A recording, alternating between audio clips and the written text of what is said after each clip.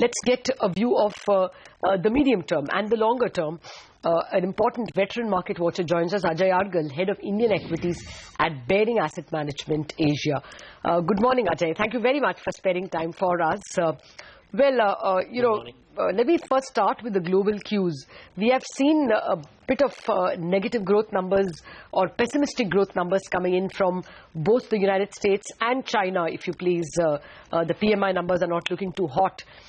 Do you think we're going to see a longish bit of risk aversion, or is this going to be just a brief dip and equities will be back in fashion?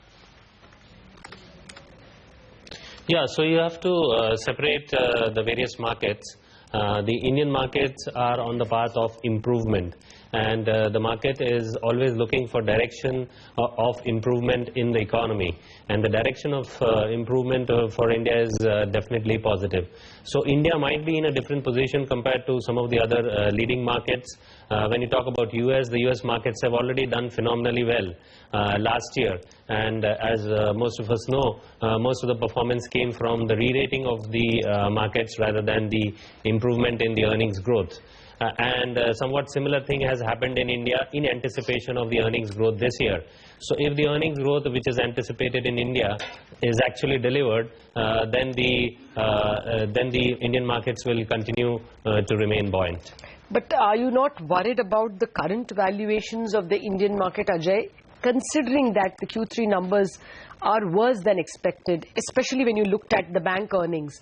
ICICI and Bank of Baroda, two big banks, reporting a 14-15% rise in NPLs in just one quarter, not giving you a feeling that markets are running ahead of themselves?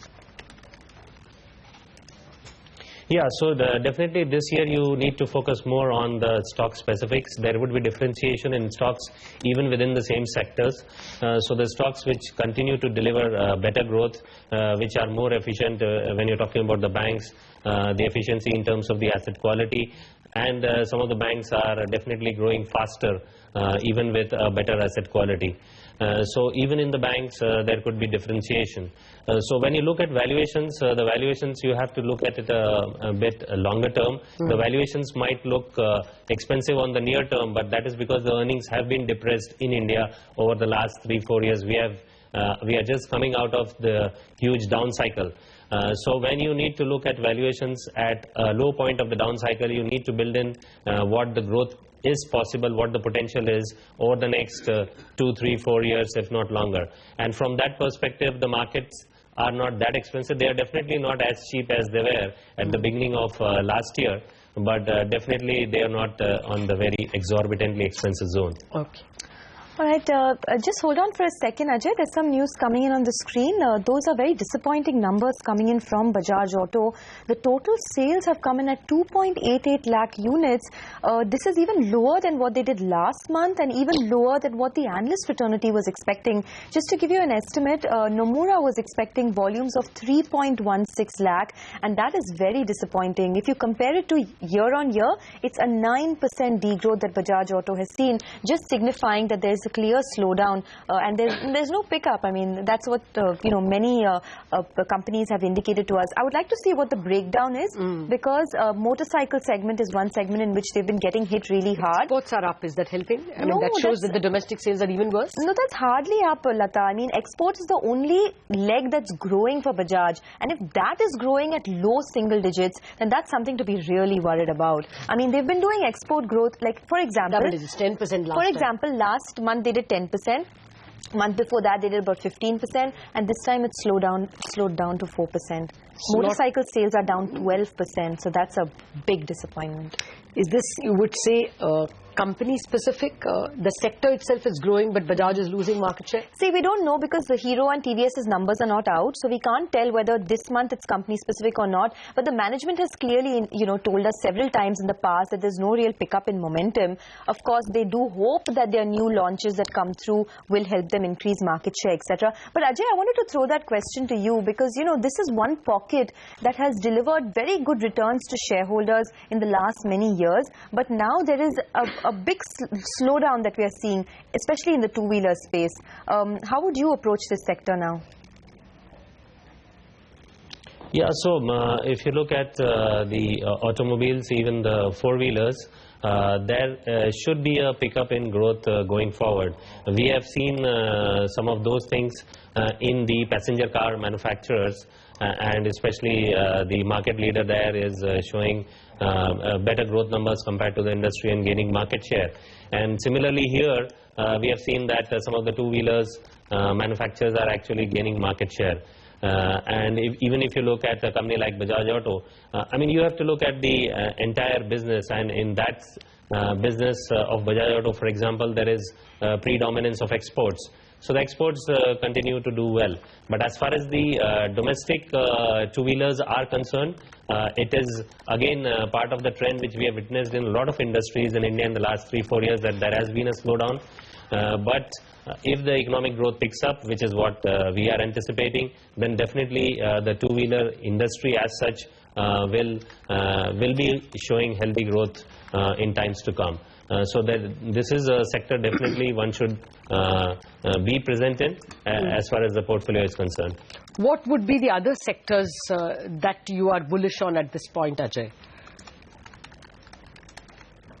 So we are bullish on the banks, and within the banks, as I mentioned, the banks which are more efficiently run, which are growing faster, which are gaining market share as a result, and at the same time they are amply funded, they have good capital adequacy ratios, and on top of that their CASA growth is pretty good.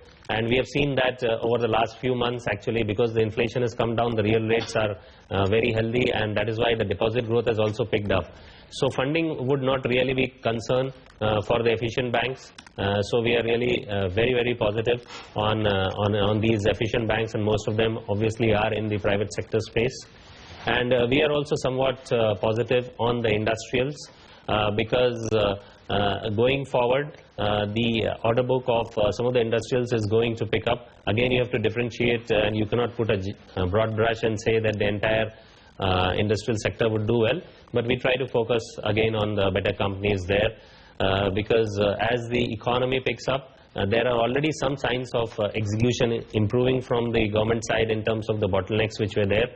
But it will be a slow and gradual process, and that is why it is best to stick to quality and look at it from a 3 to 5 year perspective rather than try to time the stocks for the next 1 year only. Okay. I was looking at some of your stocks in the holding, Ajay, and you have from the IT space Infosys and TCS that you hold, but interestingly this time around it's HCL Tech and TechM that have performed well. Of course the others have as well, but on a relative basis.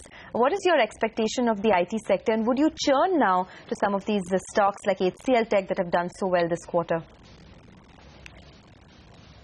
Yeah, so I mean the individual stocks we keep on changing. So we held HCL Tech for most of last year, and that was the best performing stock within the IT sector for the first half of the year, and we continue to participate in that. And after that we shifted more our weight towards Infosys, which we thought was discounting a lot of pessimistic projections, and most of the bad news was there in the price, and that's the reason we increased our position there. We also hold Tech Mahindra, and we are in fact within the IT that is the biggest overweight for us at the moment. And if you look at the entire IT sector as a whole, again we are very positive on it, but the thing is some of these companies have become so large that the growth rate will not be what it used to be in good times 5 or 10 years ago when the US economy really picks up. So because of the large size, the growth rate would come down, and we think that the growth rate for the larger and better run companies will be between 13 to 16-17%, but the opportunities are much better in some of the other sectors. So that is why we are underweight in the IT sector. All right, we'll leave it at that. Ajay Argal, pleasure speaking with you. Thank you very much for joining us with your views on the Indian market. So, well, people are not yet throwing in the towel for sure, despite some bad bank earnings.